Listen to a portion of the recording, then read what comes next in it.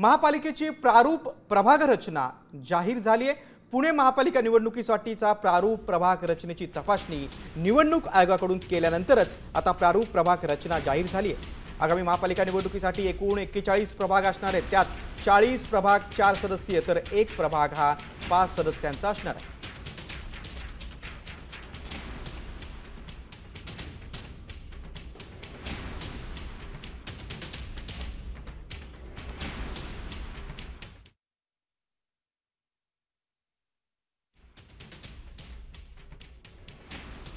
आज या ठिकाणी पुणे महापालिका येथे आम्ही पुणे महापालिकेसाठी जो निवडणूक होणार आहे यासाठी जो प्रभाग रचना आहे त्याचा एक ड्राफ्ट जे आहे म्हणजे शासनातर्फे आणि इलेक्शन कमिशनतर्फे तपासून पुन्हा आमच्याकडे इथे प्राप्त झालेला आहे।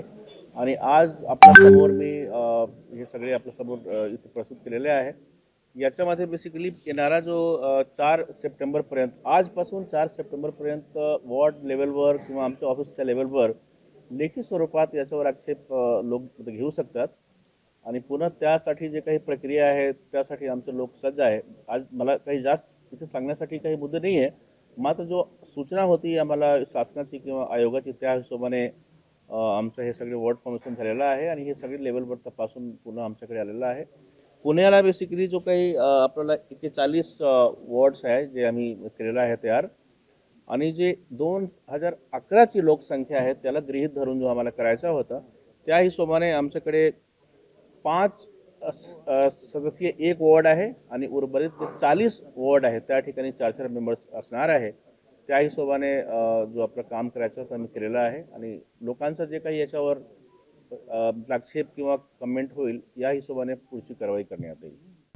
आता isakal.com आहे देशातील नंबर 1 ची मराठी न्यूज वेबसाईट।